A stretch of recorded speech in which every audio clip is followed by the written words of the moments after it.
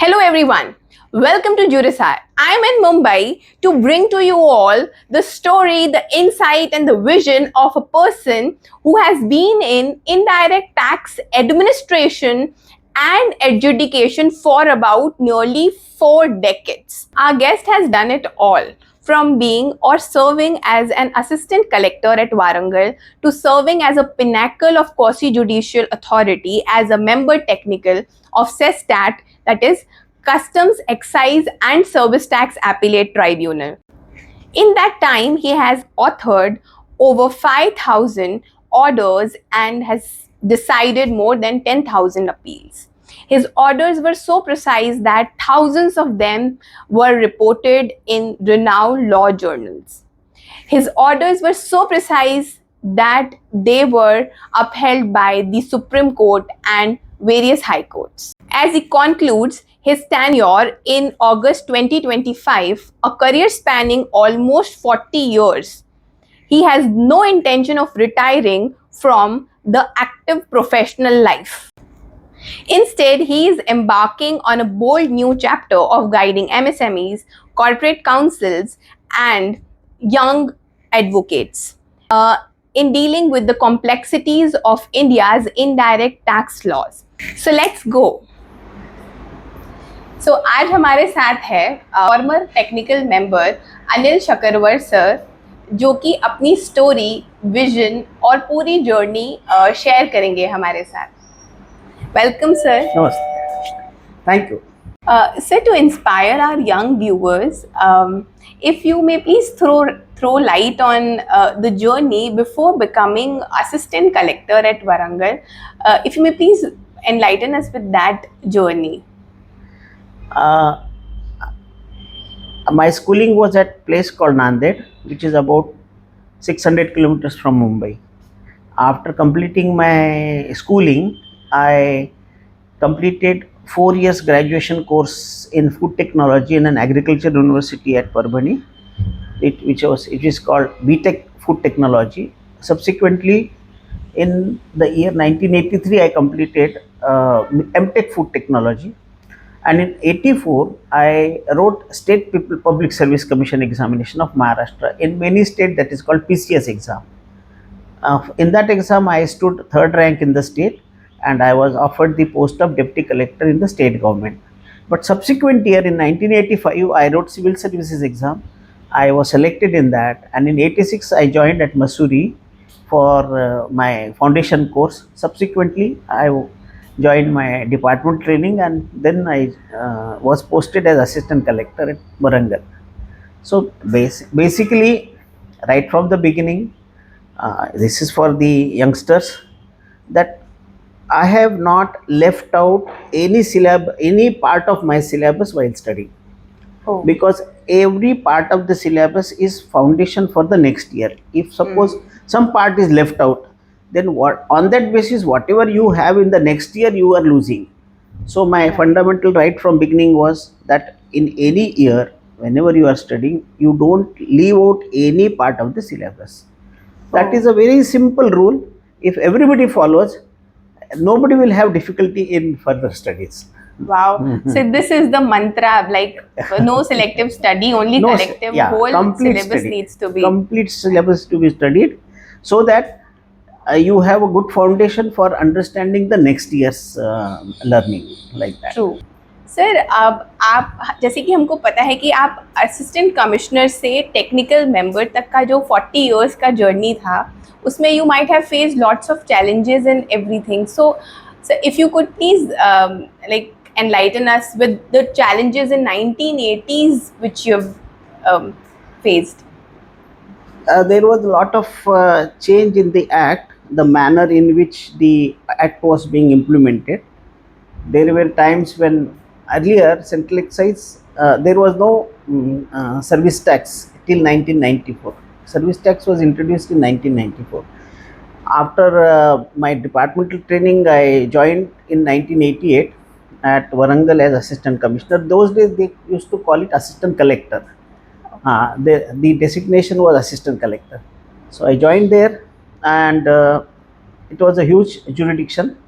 Earlier than that, there used to be excise on tobacco. Initially, the department was called Tobacco Department. Okay. Then gradually, various manufactured commodities were brought into that. Initially, the department's functioning was of revenue collection was not never a important function, but it was regulatory to control and control the movement and consumption of tobacco. That was the initial phase of the department's functioning. Then there were introduction of various individual excises, like excise on oil or excise on some other thing, excise on textile. Then in 1994, 1944, all these acts were brought together and they called it Central Excises and Salt Act. Salt was eliminated from the title of the act much later in 98 or so. So before the my joining there, basically there were a few important centers in the country where tobacco was traded. And Warangal was one of the important places. Okay. When I was assistant collector at Warangal, an assistant collector at Warangal who had worked in 1967 was already chairman of the board. Oh. That was such an old division. But when I joined, there was no functioning of tobacco, because tobacco excise was abolished in 1978. There was only manufactured products. So manufactured products, duty structure and implementation of act, they were totally different than what we have today. Earlier those days, assistant collector was important functionary in such a manner that he would decide the classification, who would decide the rate of duty, both things, in the form of classification list and price list. You must not have heard of these words. There was one uh, procedure called SRP, that is self removal procedure.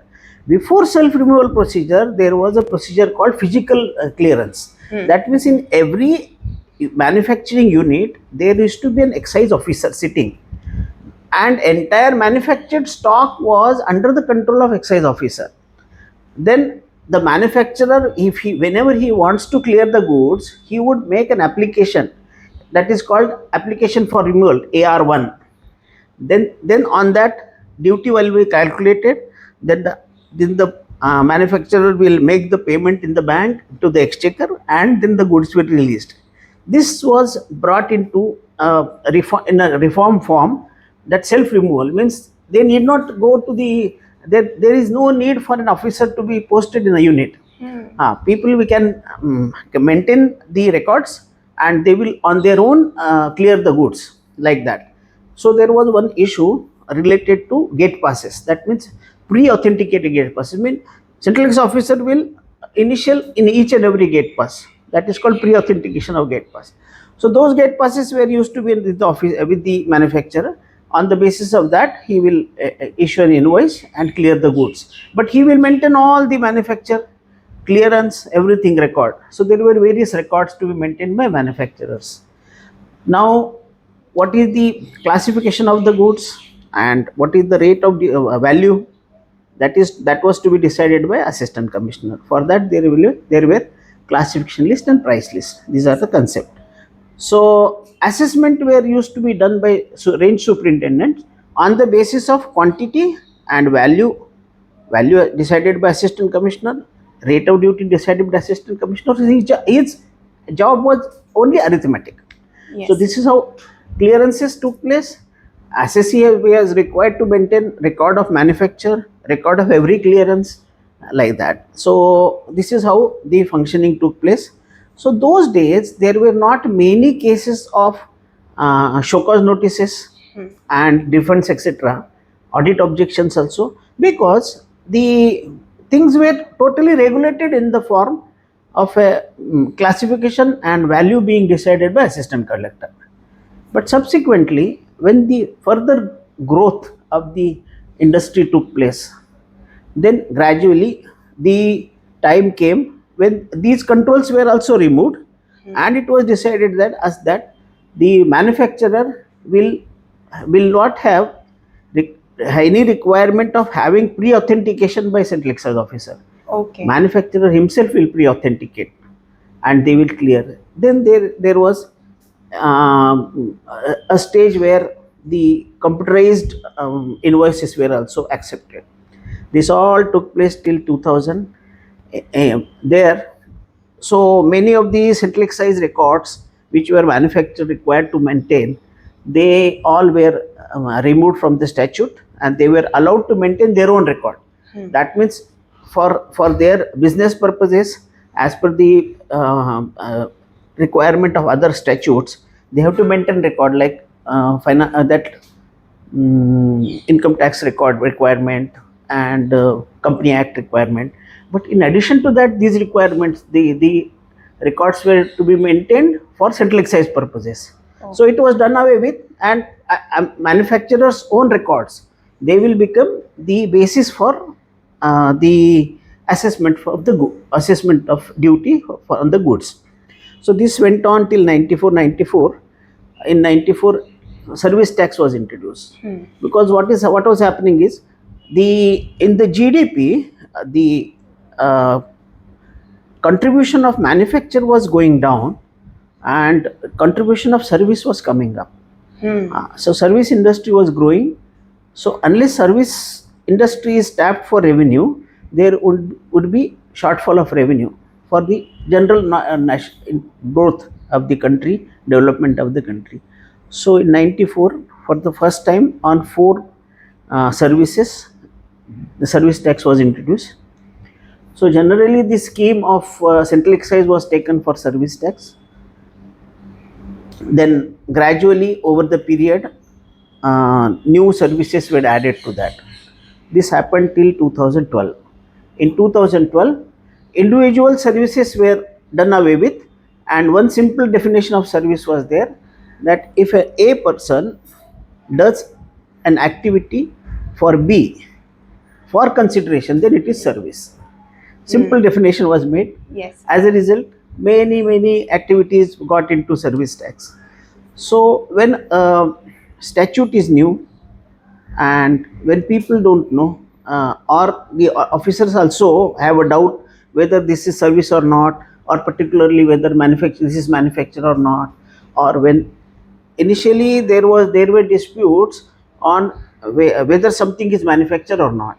So ultimately Honorable Supreme Court made a decision that what is to be considered as manufactured product. The manufactured product is one where a new product emerges having distinctive name, character or use, then it is manufactured. And then same thing happened in service tax also. So same litigation started happening about arriving at the assessable value, that is in section 4 in central excise or section 67 in service tax or section 14 in customs act. So because the value will decide the quantum of the tax or duty to be paid. Once if the value is reduced, automatically there will be saving on tax. So every taxpayer tries to manage in such a manner that he will have to pay less tax. So there would be dispute on that. So once there is a dispute, then there is mechanism in all the 3 acts for a recovery of duty, and that is called the process of adjudication, issue of show cause notice, investigations, and then adjudication. So after adjudication comes the appellate stage, where first stage of appeal is with commissioner appeal and second stage of appeal is with custom excise service tax appellate tribunal. So from being assistant collector to a technical member, CESTAT, what was the journey like completely from administration to adjudication? Like it's completely a whole different path. So how did you adopted that and adapted with those changes which came about? Even as assistant collector, one has to do adjudication job. In addition to the job of revenue collection, some part of the adjudication is also there. So right from the beginning, all IRS officers at some stage or other, they have to do adjudication. Issue of show cause notice, understanding the reply to show cause notice, taking both into consideration and arriving at a decision. That is the process of adjudication. So that was done all throughout all my period. I was doing that job. Now same job is being done in tribunal, same type of. Now there, the assistant collector or additional commissioner, they themselves, they issue show cause notice on the basis of investigation or objections raised by the officers subordinate to them. They present the papers on the basis. Once the prima facie case is there, the show cause notice is issued. The other parties given opportunity to present their case. So once the case is presented by them, taking both the things into consideration, an order is passed. So that is called order in original. When I became commissioner appeal, my job was to decide whether the order in originals passed by the officer subordinate to me, that is additional commissioner, deputy commissioner, joint commissioner, and assistant commissioner, whether they are proper or not, whether they need any correction, any modification. That was my job as commissioner appeal in 2009 to 12. So for 3 years, I decided about 1,000 appeals, and I got all the experience of how a appellate a functionary does the function. So that helped me in my tribunal. I worked as for 7 years as technical member. So that foundation gave me a lot of help. Yes, sir. Sir, I have this question that when we talk about customs, nowadays what is happening is that stipulated format of show cause hearing waiver are being made to sign by the passengers, and then they are not given the personal hearing or opportunity to present their case. So, what is your take on that? Say, to compel somebody to accept that they will waive show cause notice is not in accordance with law. No, nobody. People on their own, if they wish, they can dispense with requirement of show cause notice. But to compel somebody that you write that you will not ask for show cause notice, that is not in accordance with law. That should not be done. So, in the entire span of 40 years career, you have seen enactments come up. Yes. GST was also one of them. Yes. So, pre-GST era and post-GST era, do you find some, the things which eased or the things which got tougher? So, both the views, if you may please express.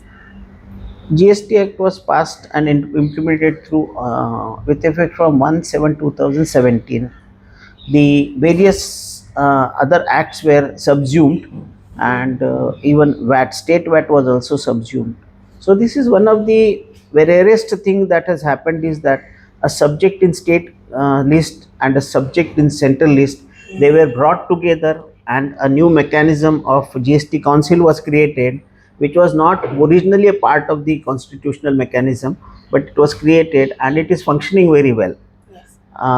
The GST Council takes into consideration the views of all the state governments. State finance ministers are members of that.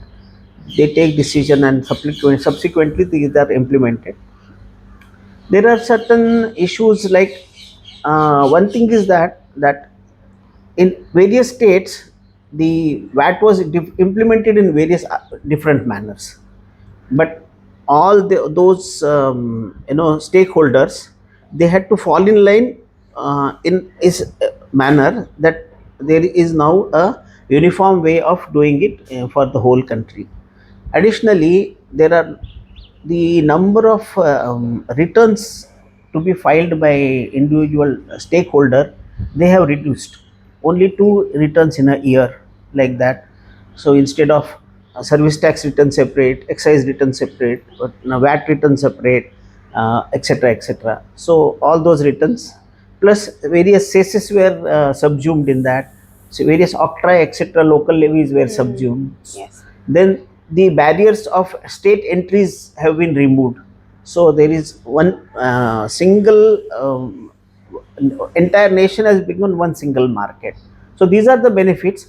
But one is that the GST Council, where in a federal structure like India, the state subject, center subject functioning together, that itself is a Very very difficult. very innovative thing. Mhm. And this can repeat for various other subjects of governance in the government, where the the issue the subjects are in the state subject. They can try this type of mechanism in future. Some those traders etc who were having very low turnover, they, for them this is becoming a little burdensome to have the online filing of returns etc etc. But the way we have quickly adopted to smartphone, people will quickly adopt to that also. True, sir. With the changing digital India, having UPIs and everything, Yes, so everything is in place in favor of government also, and in favor of taxpayer. taxpayers also. Less in favor of the taxpayers, because maybe The moment they catch up with that, and see, there is always a fear of unknown. Once, unless something is done, uh, it is not known whether it will be possible or not. Once it is, when they start doing it, it becomes easy for them to, once they have gone through, then it becomes easy for them to, adopt to that. Yes, sir. True, sir.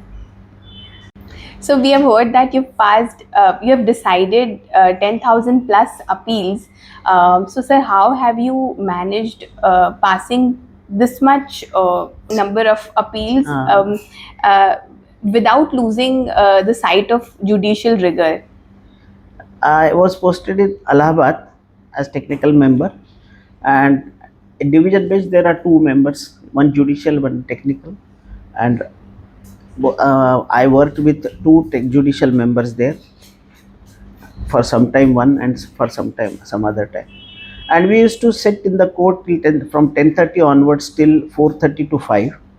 And I used to, and other member also used to dictate orders in the court itself.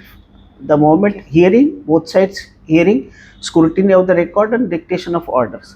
So if I dictate 5 orders a day, the other member dictates 5 orders a day. There are 10 orders in the court. So in a month there will be 200 orders. So as a result, in 4 years we could do 10,000. In addition, I also worked in various other benches like Chandigarh, Chennai, Delhi, and now in Mumbai. So, but major part of the work was done at Allahabad. When I joined, I remember in 2016 when I started there, the appeals filed in the year 2000 2001 were also still pending. Oh. And when in March 2020, when due to COVID functioning stopped, we had left with only 1400 appeals, and that too they were filed after 2019. So eliminated from 2000 to 2019, 19 years appeal and that was the only bench for the entire state of Uttar Pradesh. Wow. There were 12 commissioners working, and 19 years orders or 18 years orders passed by 12 commissioners. We could decide all the appeals in 4 years. So most like the most significant ruling which you passed as per your mindset, that you think that was a memorable writing, that judgment or order, controversial or also, and I don't think I have passed any controversial order. Many of my orders passed by me, see, in the custom, excise and service tax, when the issue is involved related to classification and valuation, that is rate of duty and value on which duty to be determined, then appeal against the tribunal's order lies with Honorable Supreme Court. In other cases, the appeal can lie before Honorable High Court. So there were many orders of mine which were appealed by the Revenue Department before Honorable Supreme Court, and many of them were Supreme Court had affirmed, Honorable Supreme Court affirmed my orders. One of them is, I think, Sanjeevani non-ferrous, where valuation matter related to Customs Act Section 14 had dictated in open court, and Honorable Supreme Court has accepted that, and Honorable Supreme Court further added earlier pronouncements to further support, accept my views, and they passed an order. Honorable Supreme Court passed an order on that. Yes. When many orders passed by me, they were affirmed by Honorable Allahabad High Court, because my jurisdiction was Allahabad High Court. Yes, that's great. Sir, any of your orders which converted into a law or act? If I you- think what I understand is one the issue of valuation that was in Sanjeevani non-ferrous, which was affirmed by Honorable Supreme Court.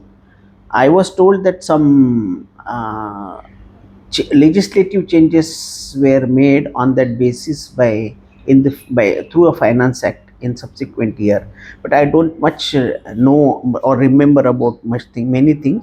But in, I think, 2000 or 2001, sometimes I came to know through somebody that that was the basis for those changes in the act, rules. Some new procedure was introduced like that. Sir, do you have some advice for young lawyers or MSMEs who are newly entering into the market in respect of indirect taxation? See, my experience with young lawyers is that uh, they are very bright. Their communication skills are good, but in some cases I found that some young lawyers, they first read the judgment, some judgment, they think that this judgment will be applicable in the case, and then they try to, you know, change the whole course of their arguments to fit that judgment. That is not the correct way. They should first understand, for in every case there is one principal idea, one Yes. principal issue. So they should be able to identify that principal issue. Once they identify that principal issue, then they can understand what are the various aspects in the case in favor and against that issue, and then accordingly they can prepare their grounds and argue, and also they can, get a favorable judgment. But most important is to identify that principal issue in a particular case. Yes, sir, indeed. I hope our young lawyers are acquainting themselves with such kind of advice. Please do not make the facts of the case according to the case laws you find. Rather, you should find the case laws according to the facts of the case. Sir, we know that how is the relationship between the bar and the bench. So, sir, if any funny incident or a memorable incident which you would like to share with our viewers. I have one very sensitive, memorable incident which is very close to my heart, giving immense satisfaction. I was in the bench, and one appeal was called. One person appeared, and then he told that he has not engaged any lawyer. He also doesn't know what he did was correct or wrong, but from everybody he has gathered that this bench does justice.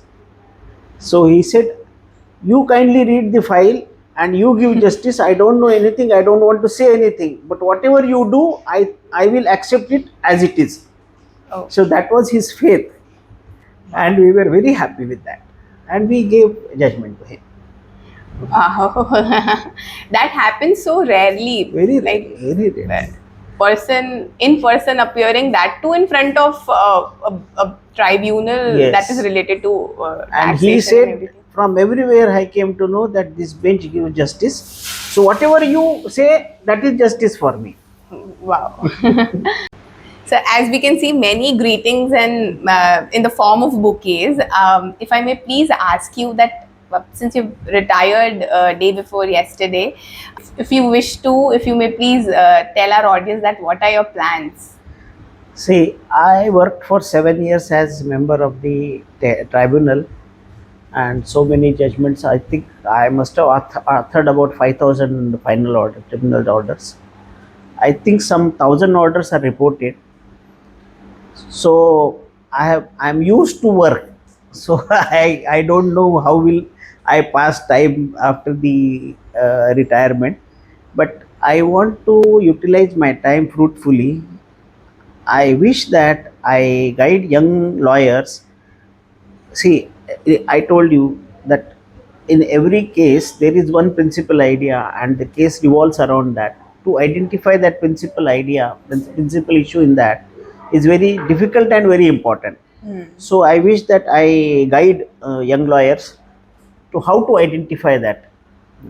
So that I wish, now I don't know how I could reach up to them and do it, but that is my desire, that if I wish, if I can do that and tell how, or teach, or make them understand how to identify that principal idea in a particular case, then their effort will also be saved. Then the adjudicating judges efforts will also be saved, and and and the pace of disposal of cases may hasten up. So that is my idea. Let us see how it happens, how it takes So place. now you all know that if you get stuck in any of the indirect tax, litigation, then you know whom to approach. So, sir, to make this conversation more interesting, if I may please ask you for a rapid fire round with Juris. Yeah, sure. So, the first question is, which is the most satisfying judgment which is written by you? See, I remember of one judgment where there was a dispute by the department that rectified spirit is not ethyl alcohol. On that basis, there were hundreds and hundreds of show cause notices, litigation going on all over the world, all over the country. So, in 2016, in the case of Bajaj Hindustan Limited, I wrote this order, and in my order, I have established that ethyl alcohol and rectified spirit are one and the same. So that order was accepted by Central Board of Excise and Custom and circulated, and as a result, hundreds of litigations were stopped. They were concluded at various stages, assistant commissioner stages, or original authority stages, or commissioner appeal stages, or in other tribunals also. There's other benches of coordinate benches of tribunal everywhere. People followed that, and many of the litigations were come to an end. So that was one such order. Wow. So the next question is a tax provision you wish to you could rewrite. See, unjust enrichment is something which I would wish to rewrite, because see, what happens is, if a person has paid the duty and he has passed on the burden, then he is denied the refund. But if a person has not collected duty from others and a demand is raised, he has to pay that from his pocket. So these two are not at on same footing. Right. They are at different footing. So if it, even if whether it is a demand or whether it is refund, they should be on the same footing. So if the law says that you have collected from the others and now you will not be given the refund, then law should also say that you have not collected from others, then we will not collect you from you. So these are not at equity. They are not with par at each par, other. So they are having revenue bias. Okay. So, sir, what is the biggest myth that people have about customs officer? See, what is the exposure of persons to custom officers? Most of the people who come from international travel, they have custom officers interaction at international airport. But that is not the only work that custom officer does. Okay. Custom officer, the work that is done at international airport is a very small part of the work. Major work is done in the custom houses, where goods are imported, goods are assessed, they are examined, and they are cleared. There majority work takes place, but very few people are exposed to that work. Majority of the people are exposed to the people who are available at the in white Airport. uniform at the international airport, and they have perception that that is the only work that custom officer does. Okay. So with this, we come to an end with our discussion, and I just want to thank sir for taking out time and having a really a great conversation with us. Thank you so I, much, sir. I thank Juris for giving me this opportunity to interact, and Juris has also spared time to have this discussion.